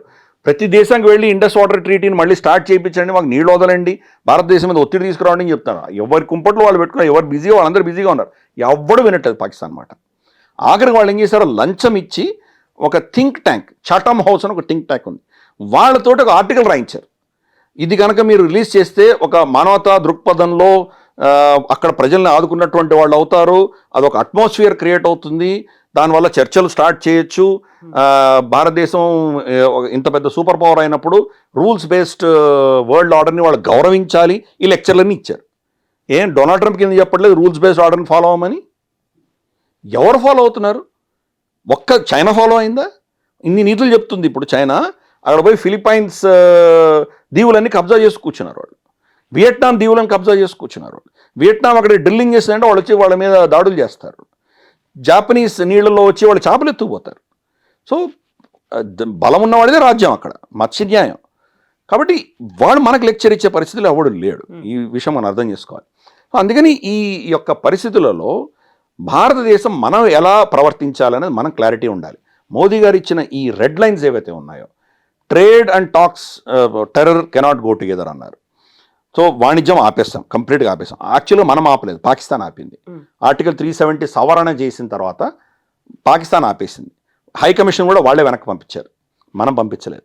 వాణిజ్యం వాళ్ళే ఆపేసుకున్నారు. మనం టారిఫ్లు వేసాం వాళ్ళ మీద. అంత గతంలో ఉన్నటువంటి మోస్ట్ ఫేవర్డ్ నేషన్ ఏదైతే వాళ్ళకి స్టేటస్ ఇచ్చామో అది విత్డ్రా చేసాం. మనం ఏకపక్షంగా మనం ఇచ్చాం అప్పుడు ప్రభుత్వాలు, వాళ్ళు మనకి ఇవ్వలేదు. సో అది విత్డ్రా చేసాం. మామూలు టారిఫ్లు వేసాం, వాళ్ళు వెళ్ళిపోయారు. సో అన్నీ కూడా ఏంటంటే మోదీ గారు ఈ రెడ్ లైన్స్ డ్రా చేశారు. టెర్రరిస్ట్ని సమర్థిస్తూ వాడిని ప్రేరేపించి పంపించినటువంటి శక్తిని వేరువేరుగా చూడము అన్నారు ఆయన. మా దేశంలో టెర్రరిస్ట్ ఘటన జరిగితే దానికి ప్రతీకారం ఉండి తీరుతుంది అని చెప్పారు ఆయన. న్యూక్లియర్ బ్లాక్మెయిల్ పనిచేయదు అని చెప్పారు ఆయన. మా దగ్గర న్యూక్లియర్ బాంబులు అని మమ్మల్ని బెదిరించకండి, న్యూక్లియర్ బాంబులు ఉన్నా లేకపోయినా మమ్మల్ని మీరు టచ్ చేశారంటే మేము మిమ్మల్ని వదిలిపెట్టామని చెప్పారు. కాబట్టి ఈ రెడ్ లైన్స్ అన్నీ మనకు పాలసీ అయిపోయినాయి ఇప్పుడు. అది కాబట్టి ఇప్పుడు గతంలో చేసినటువంటి తప్పిదాలు అందామా, లేదా అప్పుడు మనకు ఉన్నటువంటి ఆలోచన మారిపోయింది. ఇప్పుడు కూడా మనకు నో ఫస్ట్ యూజ్ డాక్ట్రిన్ ఉంది మనకి. న్యూక్లియర్ మనం ఫస్ట్ అటాక్ చెయ్యము అని అంటున్నాం. ఒకసారి మీ ఢిల్లీ మొత్తం లేచిపోయిన తర్వాత ఇంకేం మాట్లాడుతున్నారు మీరు? వాడు బాంబు వేసాడు ఢిల్లీ మీద, ఢిల్లీ మొత్తం. ఎందుకంటే అప్పుడు హిరోషిమా నాగసాకినే ఆ బాంబులకే మొత్తం ఊర్లు ఎగిరిపోయినాయి. ఇప్పుడున్నట్టు పవర్ఫుల్ న్యూక్లియర్ వెపన్స్ చేసాడు మొత్తం ఢిల్లీ మొత్తం ఎగిరిపోతుంది. అటువంటిది ఏమైనా చేస్తే ఇంకా దానికి మళ్ళీ సెకండ్ అటాక్ చేయడం ఏంటి? Too late already. దాన్ని పర్మిట్ చేస్తామా మనం? నో ఫస్ట్ యూజ్ అనేది మనకు నిజంగా అవసరమా? ప్రభుత్వం ఏం చేసిందంటే అది డాక్టర్ని మార్చలేదు, కానీ డౌట్లు క్రియేట్ చేశాం. మనోహర్ పరికర్ గారు ఉన్నప్పుడు చెప్పారు. ఆయన ఏం చెప్పారంటే, ఎస్ ఆ డాక్టర్ని మనకి ఇప్పుడు కూడా ఉంది, కానీ క్రెడిబుల్ ఇన్ఫర్మేషన్ మాకు వచ్చి వీళ్ళు న్యూక్లియర్ అటాక్ చేయబోతున్నారు అని మాకు ఇన్ఫర్మేషన్ వస్తే మేము కొడతామన్నాం. ఎవడు చూశాడు? వాడు చేశాడు లేదు, ఎవడు చూశాడు? అమెరికా ఏం చేసింది? వాడి దగ్గర ఇరాక్లో వెపన్స్ ఆఫ్ మాస్ డిస్ట్రక్షన్ ఎవడు చూశాడు? ఎవడు చూడలేదు. వెళ్ళి కొట్టొచ్చారు. మొత్తం కొట్టి సద్దాం హుసేన్ పీకేసిన తర్వాత చూస్తే అక్కడ వెపన్స్ లేవు, మాస్ డిస్ట్రక్షన్ ఏమీ లేవు. ఇప్పుడు ఎవరిని అడిగాడు అమెరికాని? రేపు పాకిస్తాన్ మీద వాడిని దాడి చేయదలుచుకుంటే కొడతాం, వాళ్ళు న్యూక్లియర్ అటాక్ చేస్తాం. వాడు మా మీద న్యూక్లియర్ అటాక్ చేస్తున్నాడు మాకు క్రెడిబుల్ ఇన్ఫర్మేషన్ వచ్చి చెప్తాం. క్రెడిబుల్ ఎవడు చూశాడు? కొట్టదలుచుకుంటే కొడతాం. ఆ డౌట్ పాకిస్తాన్లో పెట్టాం ఈరోజు. ప్లస్ ఆపరేషన్ సింధూర్లో చాలా ఆఖరి రోజు మనం చేసినటువంటి హిట్స్ ఏవైతే ఉన్నాయో క్లియర్ మెసేజ్ పంపించాం వాళ్ళకి. ఎటువంటి మెసేజ్ పంపించాము? వాళ్ళ న్యూక్లియర్ బాంబ్ అనేది ఏదో మామూలుగా ఇట్లా ఇసిరేటెడ్ దీపావళి టపాకి కాదమ్మా. అది దానికి ప్రోటోకాల్స్ ఉంటాయి. దాన్ని పంపించాలంటే దానికి నావిగేషను, దానికి కొప్లింగ్ చేయాలి, దాన్ని మేల్ ఫీమేల్ కొప్లింగ్ అంతా ఉంటుంది. దాని మిసైల్ని తీసుకొచ్చి ఫిసైల్ మెటీరియల్ పెట్టాలి, దానిలో చాలా ఉంటుంది, కోఆర్డినేట్స్ పెట్టాలి, ఇంత దానికి అంతా ఉంటుంది. అది దానిని అస్త్రాన్ని ప్రయోగం చేయడానికి కావాల్సిన వ్యక్తులు ఎవరైతే ఉంటారో వాళ్ళ స్క్రీనింగ్ ఇంత అంత కాదు, విపరీతంగా ఉంటుంది. ఎందుకంటే ఇరాన్లో వాళ్ళందరూ మొసాడ్ ఏజెంట్సే, వాళ్ళందరూ ఇన్ఫిల్టర్ అయిపోయారు. మొసాడ్ ఇన్ఫిల్టర్ అయిపోయింది అక్కడ. కింద భూమిలో 7వ అంతస్తులో దాచిపెట్టిన మిసైల్స్ అన్నీ, మిసైల్ మెటీరియల్ అన్నీ కూడాను ఇజ్రాయెల్ పేల్చేసింది. ఆ టైల్స్ అంటే ఆ కన్స్ట్రక్షన్ జరుగుతున్నప్పుడు టైల్స్ ఏదైతే వేశారో టైల్స్లో బాంబులు పెట్టారు. ఎంత ఇన్ఫిల్టర్ అయింది అది. కాబట్టి పాకిస్తాన్లో వీళ్ళని అందరినీ ఎంత స్క్రీనింగ్ చేస్తుంటే వాళ్ళని నియమించి ఉండాలి. వాళ్ళని చంపాం మనం. నూర్ ఖాన్ ఎయిర్ బేస్లో ఎగ్జాక్ట్గా ఆ బిల్డింగ్ని కొట్టాం. ఆ బిల్డింగ్లో వాళ్ళు కింద సెల్లర్లో ఉన్నారు. పైనుంచి కొడితే ఈ ఇంపాక్ట్కి లోపల కూడా పడి అందరూ చచ్చిపోయారు. అంటే ఈరోజు వాళ్ళు మన మీద న్యూక్లియర్ అటాక్ చేయాలన్నా చేయగలిగినటువంటి ప్రోటోకాల్స్ ఉన్నటువంటి అనుభవం ఉన్నటువంటి వ్యక్తులు లేరు పాకిస్తాన్లో ఈరోజు. అది కొట్టాం మనం. అంటే ఏం మెసేజ్ ఇచ్చాం? డోంట్ ఈవెన్ థింక్, మా మీద కొట్టే ప్రయత్నం కూడా చేయకు. 2 కైరానా హిల్స్ లోపల సొరంగంలో తోవి వాళ్ళు అక్కడ పెట్టుకున్నారు. వాళ్ళు మనం ఏం చేసాము? న్యూక్లియర్ మెటీరియల్ని టచ్ చేయలేదు, అక్కడికి వెళ్ళే దారిని కొట్టేసాం మనం. మొత్తం దారి ఇప్పుడు లోపల ఉన్నాయి, మిసైల్స్ ఉన్నాయి. ఎలా వెళ్తారు మీరు? ఆ రోడ్డు మొత్తం పెళ్ళ ఎగిరిపోయింది. ఎలా వెళ్తారు మీరు? మెసేజ్ పంపించాం వాళ్ళకి. ఏం మెసేజ్ పంపించాము? నీ దగ్గర ఏ న్యూక్లియర్ వెపన్స్ ఉన్నాయో తెలుసు, నువ్వు మా మీద న్యూక్లియర్ దాడి చేసే కెపాసిటీని మేము క్షీణిస్తున్నాము. కాబట్టి ఖబర్దార్, ఒక రోజులో గంటన్నరలో మేము ఇన్ని చేయగలిగామంటే సుదీర్ఘంగా యుద్ధం జరిగితే మేము ఏం చేయగలం గుర్తుపెట్టుకో. ఇది జరిగిన తర్వాత మోదీ గారు స్టేట్మెంట్ ఇచ్చారు, న్యూక్లియర్ బ్లాక్మెయిల్ పనిచేయదు మాతోటి అని ఇచ్చారు. కాబట్టి మోదీ గారు ఇచ్చిన ప్రతి స్టేట్మెంట్ వెనకాల మనం యాక్చువల్గా ఏం చేసాము ఆపరేషన్ సింధూర్లో, పాకిస్తాన్ ఎటువంటి పిచ్చి పనులు చేసింది, దానికి ఎటువంటి సమాధానం మనం ఇచ్చాము, ఇవన్నీ కూడా దాంట్లో మనం క్యాలిబ్రేట్ చేసి చూడాలి. నెక్స్ట్ అటాక్ జరిగితే కనుక నువ్వు అడిగిన ప్రశ్నకి సమాధానం ఇంత చెప్పాల్సి వచ్చింది. వీళ్ళ వెనకాల ఉన్నటువంటి శక్తులను కూడా మనం వదిలిపెట్టాము, వాళ్ళని కూడా టార్గెట్ చేస్తాం. ఇంతవరకు చేయలేదు, చేసి ఉండవలసిందే నాలాంటి వాళ్ళు సజెషన్ ఇస్తారు. కానీ ప్రభుత్వం యొక్క పాలసీ అంతవరకు మనం దాన్ని టచ్ చేయొద్దు, ఓన్లీ టెర్రరిస్ట్ని టచ్ చేద్దాం అన్నటువంటి ఒక పాలసీ వాళ్ళకు ఉండేది. మోదీ గారి యొక్క ఈ స్టేట్మెంట్ వల్ల ఇప్పుడు వాళ్ళ వెనకాల ఉన్న శక్తులు కూడా మనం టార్గెట్ చేయబోతున్నాం. So wait and watch. మీరు చేస్తే మేము ఈ పని చేస్తాము, మీరు ఎప్పుడు చేస్తారా అని మనం ఎదురు చూస్తూ కూర్చున్నట్టుగా ఉంటుంది ఆ పరిస్థితి అయితే. బట్ అక్కడ పాకిస్తాన్లో మొత్తం టెర్రరిజం అనేది లేకుండా పోతుందా, అన్నిటినీ మనం తొలగించేస్తామా అనే దాంతో పాటుగా కశ్మీర్ సమస్య అది సాల్వ్ అవుతుందా? మనం ప్రతిసారి బెలూచిస్తాన్కి మనం సపోర్ట్ చేస్తున్నాం, అది ముక్కలైపోతుంది ఇలాంటివి అనుకుంటాము, ఆ తర్వాత నిజంగా పాకిస్తాన్ అస్తిత్వమే లేకుండా పోతుంది, ఇవన్నీ కూడా ప్రాక్టికల్గా పాసిబుల్ కాదేమో అనేటువంటి ఒక డౌట్. మళ్ళీ ద్వైపాక్షిక సంబంధాలు ఎప్పుడైనా నమ్మొచ్చా? మన నైబర్స్ని మనం చూస్ చేసుకోలేం, but always it will be there with us, మనతో పాటు పక్కనే ఉంటుంది. కాబట్టి ఆ రెండింటి మధ్య ఉండేటువంటి సంబంధాల కోసం ఏమైనా చేస్తారా? అంటే మనం ఎప్పుడు కూడా ఓపెనే. ఇప్పుడు కూడా వాణిజ్యం ఎవరు ఆపేశారు? మనం ఆపలేదు. ఆర్టికల్ 370 తర్వాత వాళ్ళు ఆపేశారు. ఇమ్రాన్ ఖాన్ ట్రేడ్ మినిస్టర్ కూడా, prime minister plus trade commerce minister కూడా అతనే. కామర్స్ మినిస్ట్రీ రికమెండ్ చేసింది భారతదేశంతో మళ్ళీ ట్రేడ్ మొదలు పెడదాము, ఎక్కడి నుంచో దుబాయ్ నుంచి తెచ్చుకుంటాం, చాలా ఖర్చుతో కూడినటువంటిది. ఇక్కడైతే వాగా బార్డర్, అట్టారీ బార్డర్లో మనకు చాలా తక్కువ ధరలో వచ్చేస్తాయి ఉల్లిపాయలు, టమాటాలు ఇవన్నీ కూడాను. సో ఓపెన్ చేద్దామని అన్నారు. ఓపెన్ చేద్దామని చెప్పి వాళ్ళ పాకిస్తానీ ఎంబసీ, ఢిల్లీలో ఉన్న ఎంబసీకి ఒక ట్రేడ్ అటాచ్ని కూడా వాళ్ళు ప్రపోజ్ చేశారు. ఇది ఎవరు చేశారు? Commerce minister Imran Khan. Cabinet మీటింగ్లో కూర్చొని ప్రైమ్ మినిస్టర్ ఇమ్రాన్ ఖాన్ దాన్ని తిరస్కరించాడు. ఎవరు చేశారు? వాళ్ళు చేసుకున్నారు, మనమే ఆపలేదే. ఇప్పుడు కూడా వాళ్ళు మన ఫార్మస్యూటికల్ ఇండస్ట్రీకి పైసలు ఇవ్వాల్సిన బకాయిలు చాలా ఉన్నాయి. వాళ్ళ కుక్క కాటుకి, పాము కాటుకి కావాల్సిన వ్యాక్సిన్స్, ర్యాబిస్ వ్యాక్సిన్స్ మన దగ్గర నుంచి కొన్నారు. వాళ్ళ దగ్గర ఏమీ లేవు. ఇప్పుడు దుబాయ్ నుంచి కొనాల్సి వస్తుంది. మేడ్ ఇన్ దుబాయ్ బ్రాండ్ పెట్టి మనమే అమ్ముతున్నాం వాడికి. అంత లాంగ్ రూట్ వెళ్తుంది. వాడి పిచ్చి మనమే ఆపలేదే. వాడి దగ్గర నుంచి మనం ఏం తీసుకుంటాం? వాడి మనకి ఎక్స్పోర్ట్ చేసే టెర్రరిజం తప్ప ఏమీ లేదు. వాడు మనకి ఇవ్వగలిగిన వస్తువులు ఏమీ లేవు. సిమెంట్ ఇచ్చేవాడు గతంలో, సిమెంట్ అక్కర్లేదు మనకే. ఇప్పుడు సమృద్ధిగా ఉంది, ప్రొడక్షన్ మనకు బాగానే ఉంది కాబట్టి వాడు అక్కర్లేదు మనకి. ఏమిస్తాడు? మనకేమి ఇవ్వడు. మొత్తం వాళ్ళ ఎకానమీ కుదేలవుతుంది, వాడు ఏం చేయగలడు? కాబట్టి పాకిస్తాన్ చేసుకుంది, మనం ఏం చేయలేదు. అలాగే కర్తార్పూర్ కారిడార్ ఇప్పుడు కూడా ఇంకా నడుస్తూనే ఉంది కదా, మనమే ఆపలేదే. అలాగే ట్రైన్ ఆపేసాము, మనం సంజోతా ఎక్స్ప్రెస్ ఆపేసాము, మనకు థార్ ఎక్స్ప్రెస్ ఆపేసాము, ఇవన్నీ ఆపేసుకున్నాం. కానీ ఎమర్జెన్సీకి సంబంధించినటువంటి అంశాలలో రాకపోకలని ఇప్పుడు కూడా ఉన్నాయి. ఫర్ ఇన్స్టెన్స్ మనకు ఆపరేషన్ సింధూర్ అప్పుడు చాలామంది ఇక్కడ ఉన్నటువంటి పాకిస్తాన్లు వెనక్కి పంపించేసాం మనం. అప్పుడు కోఆర్డినేట్ చేయాల్సి వచ్చింది కదా.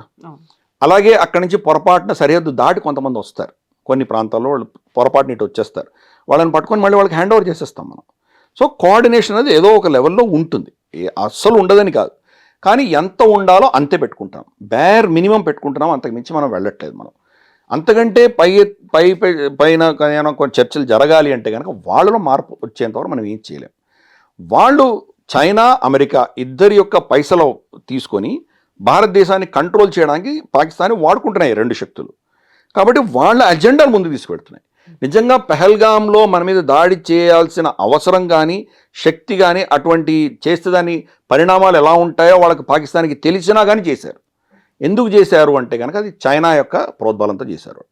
చైనాకు అవసరం ఏమొచ్చిందంటే చైనా నుంచి ఫ్యాక్టరీలు, కంపెనీలు అన్నీ భారతదేశానికి వెళ్ళిపోతున్నాయి. మనకి యాపిల్ చూసాం ప్రొడక్షన్ ఎలా వచ్చిందో ఇక్కడ. ఈరోజు చైనాలో ప్రొడ్యూస్ అయ్యే యాపిల్స్ చైనాలో మాత్రమే అమ్ముడుపోతాయి, చైనా నుంచి ఎక్స్పోర్ట్ అవ్వట్లేదు. ఈరోజు అమెరికాలో వచ్చే ఫోన్స్ అని భారతదేశం నుంచి ఎక్స్పోర్ట్ అవుతున్నాయి. వాళ్ళ ఎకానమీ ఏమవుతుంది? చైనా స్టోరీ ఏమవుతుంది? అది ఇదే కానీ ఎగ్జోడస్ మొదలొచ్చి అందరు భారతదేశంకి వచ్చేస్తే పరిస్థితి ఏమవుతుంది? కాబట్టి భారతదేశపు సక్సెస్ స్టోరీని ఆపాలి వాళ్ళు, ఏదో ఒక ఘటన చేయాలి. ఇది ఇన్సెక్యూర్, సేఫ్ కాదు అని ప్రూవ్ చేయాలి. పాకిస్తాన్ వాడుకున్నారు వాళ్ళు, దానికి వాళ్ళు పైసలు ఇచ్చారు. మొత్తం 10 నుంచి 12 బిలియన్ డాలర్ ఖర్చు అయింది ఆపరేషన్ సింధూర్కి సంబంధించి వాళ్ళ నష్టాలు ఎవరికి పాకిస్తాన్కి వచ్చాయి. చైనాను అమెరికా ఇచ్చేసేవాళ్ళు మొత్తం పైసలు ఇచ్చేసే. World bank 40 billion dollars loan sanction చేశారు. ఆ లోన్ వీడు ఎప్పుడు రీపే చేయరు వాళ్ళు. IMF ఆల్రెడీ $7 బిలియన్ వాళ్ళకి ఆల్రెడీ నడుస్తుంది ప్యాకేజ్. చైనా వాళ్ళకి పైసలు ఇచ్చింది. నష్టమే వచ్చింది, యుద్ధం చేయడం వల్ల లాభమే వచ్చింది, నష్టమేం రాలా. ఎందుకంటే ఈ శక్తులు వాళ్ళని వాడుకుంటున్నాయి. సో ఇంత వాడకం అనేది జరుగుతూ ఉన్నప్పుడు పాకిస్తాన్ కూడా అది బెనిఫిటే అవుతున్నప్పుడు ఎప్పటికీ కూడా ఇది ఎవర్ గ్రీన్ లాగే అలాగే ఉంటుంది కదా, ప్రతిసారి అలా భగ్గుమంటూనే ఉంటుంది కదా, చల్లారడం కానీ లేకపోతే ఇలాంటి ఇష్యూస్ లేకుండా అరాచకాలు లేకుండా ఉండలేదా కాదా? ఇప్పటిప్పట్లో మనకు అటువంటి ఏమంటారంటే సమస్యకు పరిష్కారం అనేది మనకు కనిపించదు అమ్మ. ప్రతి దేశానికి ఒక నైజం ఉంటుంది, ఒక DNA ఉంటుంది. పాకిస్తాన్ DNA ఏంటి? పాకిస్తాన్ అది దేశమే కాదు, మన దగ్గర నుంచి వెళ్ళిందే కదా అది. మన నుంచి విడిపోయారు వాళ్ళు, కానీ పాకిస్తాన్ అనేది దేశం కాదు. పాకిస్తాన్ అనేది ఒక భావజాలం. ఈరోజు పాకిస్తానీ ఐడెంటిటీ ఏంటి? మీ ఐడెంటిటీ ఏంటి అంటే వాళ్ళకి ఐడెంటిటీ లేదు. ఏంటి? నెగటివ్ ఐడెంటిటీ ఉంది. మేము హిందువులం కాదు, మేము భారతీయులం కాదు. సరే, మీరు హిందువులు కాదు, భారతీయులు. మీరెవరు తెలియదు. ఒకసారి అరబ్బులు అంటారు. అరబ్ వాళ్ళు ఏంటో మీరు అరబ్బులా, మీకు మాకేం పోలిక, అసలు మీరెవరు, మీరు మ్లేచ్చులు అంటాడు వాడు అరబు. లేదు మేము పర్షియన్స్ అంటారు, ఇరానియన్స్ అంటారు, మాది 5000 సంస్కృతి, మీరు అసలు మీరు మన్న విడిపోయి వచ్చారు, మీరు మాతో పోలిక ఏంటని వాళ్ళు అంటారు. లేదు మేము తుర్కులం అంటాడు. టర్కీ అంటాడు, మేము మొత్తం విశ్వవిజేతలం, మేము నువ్వేవాడు అంటాడు. వాళ్ళకి ఐడెంటిటీ లేదు, పాజిటివ్ ఐడెంటిటీ లేదు, నెగిటివ్ ఐడెంటిటీ మాత్రమే ఉంది. So ideology. బంగ్లాదేశ్ విడిపోయినా కానీ పాకిస్తాన్ గెలిచింది. పాకిస్తాన్ అన్న ఐడియాలజీ గెలిచింది. రేపటి రోజు మనం ఆపరేషన్స్ ఇందుకు కొట్టొచ్చాం కదా, పాకిస్తానే గెలిచింది. సో ప్రతి యుద్ధం 1947 నుంచి ఈ రోజు వరకు జరిగిన ప్రతి యుద్ధం పాకిస్తానే గెలిచింది వాళ్ళ ప్రకారం. So ideology, it's an ideological state. China యొక్క నైజం ఏంటి? విస్తరణవాదం, ఎక్స్పాన్షన్. ప్రతి సంవత్సరం పొలిట్ బ్యూరోకి మేము ఎన్ని చదరపు కిలోమీటర్లు కబ్జా చేసుకున్నామని చెప్పాలి వాళ్ళు, భూమి మీద కానీ సముద్రంలో కానీ. కజాఖ్స్తాన్ని కబ్జా చేసుకున్నారు, కిర్గిస్తాన్ కబ్జా చేశారు, భారతదేశాన్ని కబ్జా చేశారు, నేపాల్ గ్రామాలు కబ్జా చేశారు, భూటాన్ కబ్జా చేశారు. వాళ్ళు కబ్జా చేయని దేశం లేదు, ప్రతి దేశాన్ని కబ్జా చేసుకుంటూనే ఉన్నారు. సముద్రంలో కబ్జా చేసుకున్నారు.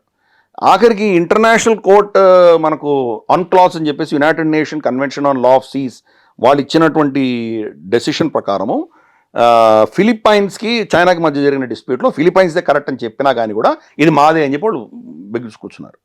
కాబట్టి వాళ్ళ నైజం ఏంటంటే ఎక్స్పాన్షనిస్ట్, ఒక ఫ్యాసిస్ట్, ఒక ఏమంటారంటే విస్తారవాదం ఉన్నటువంటి ఒక డిక్టేటోరియల్ దేశం అది. పేరు చైనీస్ కమ్యూనిస్ట్ పార్టీ పెట్టుకున్నారు, కమ్యూనిజం ఏం లేదు దాంట్లో. ఇన్ఫ్యాక్ట్ కమ్యూనిజంలో ఉండవలసింది పెన్షన్లు ఇవ్వడము, రిటైర్ అయిన తర్వాత వాళ్ళకి కావాల్సిన సోషల్ సెక్యూరిటీ ఏమీ లేదు చైనాలో. So it's not a communist country, it is a dictatorship, fascist dictatorship China. అలా ప్రతి దేశం ఒక నైజం ఉంటుంది. మన నైజం ఏంటి? ఎక్కడేసిన గొంగళి అక్కడే, స్టేటస్ కో దేశం మనం. వాడు చైనా 5 కిలోమీటర్ల లోపలికి వచ్చేసాడు, ఇప్పుడు ఏం చేద్దామని మన్మోహన్ సింగ్ అని అడిగితే సరేలే వదిలే, అక్కడ ఏం పండదు కదా వదిలే, ఇంకా మళ్ళీ రావద్దని చెప్పు వాడికి అంటాడు. అంతే, స్టేటస్ కో. యుద్ధం చేయదలుచుకోలేదు, గొడవ పెట్టుకోదలుచుకోలేదు. అది మన నైజం, స్టేటస్ కో దేశం మనం. అది మారుతోంది, ఇప్పుడు క్రమేపీ మారుతుంది. అందుకనే మోదీ వచ్చేసరికి సర్జికల్ స్ట్రైక్ చేయగానే చిదంబరం ఏమన్నాడు, మేము చాలా చేసాం సర్జికల్ స్ట్రైక్ అన్నాడు. ఎందుకు చెప్పలేదు నువ్వు? మరి ఈయన చేశానని చెప్పాడు, నువ్వు చేశానంటున్నావు, మరి చెప్పలేదు. సో ఇవి మారుతున్నాం మనం కూడా. ప్రభుత్వాలు అంటే ప్రభుత్వాలు ఏ వచ్చినా కానీ కూడా మెల్లిగా మనం కూడా మారుతున్నాం. ఫర్ ఇన్స్టెన్స్ వాజ్పేయి గారు కార్గిల్ యుద్ధం అప్పుడు లైన్ ఆఫ్ కంట్రోల్ దాటద్దండి అని చెప్పారు. ఎందుకు? పిచ్చివాడికి కోతి లాంటి వాడు, వాడి దగ్గర రాయి ఉంది, న్యూక్లియర్ బాంబు ఉంది, వాడు ఏమైనా చేయొచ్చాడు, మన లైన్ ఆఫ్ కంట్రోల్ దాటకుండా యుద్ధం చేయండి అన్నాడు. లైన్ ఆఫ్ కంట్రోల్ దాటకుండా యుద్ధం చేసేసరికి మనం వందలాది మంది మన సైనికులు చనిపోయారు. అదే దాటి ఉంటే, ఇలాంటి కొండ ఉందమ్మా, కొండ పైన వాడు ఉన్నాడు, మనం ఇక్కడి నుంచి ఎక్కుతున్నాం, ఎక్కేవాడికి కనిపిస్తాడు, పైన ఉన్నవాడు 10 మందిని హ్యాండిల్ చేయొచ్చు. వెనక నుంచి వాడికి ఫుడ్, ఆహారము, నీళ్లు, వెపన్స్ అన్నీ వస్తున్నాయి వాడికి. ఇక్కడ వెనకాల కొట్టామంటే ఆ నీళ్లు లేక చచ్చిపోతాడు వాడు అక్కడే. కానీ పర్మిషన్ ఇవ్వలేదు మనకు అక్కడ వెళ్ళడానికి. అందుకని సప్లై చైన్ కట్ చేయలేదు మనం. అది నేర్చుకున్నాం. ఇప్పుడు అలా కాదు, మనం వెళ్ళి కొడుతున్నాం. మనం టాక్టికల్గా ఏం చేయాలో చేస్తున్నాం. మనం ప్రతి యుద్ధం తర్వాత నేర్చుకున్నాం. మనం ముంబై దాడులు చేసినప్పుడు అందరు మన్మోహన్ సింగ్ అని తిట్టారు, మీకు ఆప్షన్స్ ఇచ్చారు, సర్జికల్ స్ట్రైక్ ఆప్షన్ ఇస్తే మీరు రిజెక్ట్ చేశారన్నారు. కానీ మనకు ఆ కెపాసిటీ లేదు. మళ్ళీ పాకిస్తాన్ రిటాలియేట్ చేసినా మన దగ్గర కెపాసిటీ లేదు. అప్పటి నుంచి ఇప్పటిదాకా కెపాసిటీ పెంచుకున్నాం మనం. కాబట్టి ఈ రోజు మోదీ గారు కొట్టగలుగుతున్నారు. మోదీ గారు కొట్టారంటే మోదీ గారిది ఒకటే కాదు, మోదీ గారి కంటే ముందర మనకు వచ్చిన అనుభవం ఆధారంగా ప్రభుత్వాలు క్రమేపీ మన కెపాసిటీ బిల్డ్ చేసుకుంటూ వెళ్ళినాయి. కెపాసిటీ ఈరోజు ఉంది కాబట్టి మనం కొట్టగలిగాం పాకిస్తాన్. ఈ సంవత్సరం లోపు రమారమి 184,000 కోట్ల ఆర్డర్స్ ఇష్యూ చేసాం మనం. గణనీయంగా మన శక్తి పెంచుకున్నాం మనం. అప్పుడు వాళ్ళు చూసింది సెకండ్ గేర్ అయితే ఇప్పుడు 5th గేర్కి వెళ్ళిపోయాం మనం. సడన్గా ఎక్కడికో వెళ్ళిపోయాం, డిఫరెంట్ లెవెల్కి వెళ్ళిపోయాం. Integrated air command control system మనకి ఏదైతే ఉందో దాన్ని మోదీ గారు 10 ఏళ్లలో మొత్తం అన్ని ఊర్లకి ఇస్తానన్నారు ఆయన. డిఫెన్స్ ఎస్టాబ్లిష్మెంట్ కదా అన్నిటికీ ఎక్స్టెండ్ చేస్తామని సుదర్శన్ చక్ర పేరు పెట్టారు ఆయన. అలాగే మనం చూస్తే కనుక directed energy weapon systems DEWs అంటారు, అంటే లేజర్ వెపన్స్ తెచ్చుకుంటున్నాం మనం. స్వామ్ డ్రోన్స్ని టేక్ డౌన్ చేయడానికి మన చిన్న చిన్న పిల్లలు హైదరాబాద్, బెంగళూరు, జస్ట్ మామూలు ఇంజనీరింగ్ కాలేజ్ చదువు బయటకు వచ్చిన వాళ్ళు అద్భుతాలు సృష్టిస్తున్నారు. మొత్తం ఎకో సిస్టమ్ డెవలప్ అవుతుంది మన దగ్గర. మనకు ఘాతక్ వాడికి బైరాట్కర్కి ధీటుగా మనం ఘాతక్ తయారు చేసుకున్నాం, ఎన్నో చేస్తున్నాం. బ్రహ్మోస్ ఎన్నో వర్షన్స్ తీసుకొచ్చాం మనం, హైపర్సానిక్ మిసైల్స్ తెచ్చుకున్నాం. సంవత్సరంలో ఎన్ని మార్పులు వచ్చాయి మనం. సో మన శక్తి పెంచుకున్నాం. నెక్స్ట్ టైం యుద్ధం జరిగితే కనుక మన లెవెల్ ఆఫ్ రెస్పాన్స్ డిఫరెంట్గా ఉండబోతుంది. వాడు చైనా నుంచి కొనుక్కుంటాడు, వాడు ఊరుకోలేడు, వాడు కూడా కొనుక్కుంటున్నాడు. నిన్ననే అనౌన్స్ అయినటువంటి ఇన్ఫర్మేషన్ ఏంటంటే Chinese air to air beyond visual range BVRAM అంటారు, beyond visual range air to air missile. అది మన మీద ఫైర్ చేశారు వాళ్ళు. ఫైర్ చేస్తే మనకు ఏమీ డ్యామేజ్ అవ్వలేదు. ఆ మిజైల్స్ అన్నీ కూడా మన భూభాగంలో పడిపోయేవన్నీ. వాటిని రివర్స్ ఇంజనీరింగ్ చేసాం మనం. రివర్స్ ఇంజనీరింగ్ చేసి దాంట్లో టెక్నాలజీ అంతా మనం నేర్చేసుకున్నాం మనం. కాబట్టి ఈరోజు చైనా టెక్నాలజీ అస్త్రాల మీద ఉపయోగిస్తే దాన్ని ఎలా కౌంటర్ చేయాలో మనకు మొత్తం మన సుఖాయిల్లో కానీ మన రఫైల్స్లో కానీ మిగ్గులు, మిరాజులు, అన్ని తేజస్ అన్నిట్లో పెట్టేసుకుంటున్నాం మనం. కాబట్టి కౌంటర్ చేయగలుగుతున్నాం.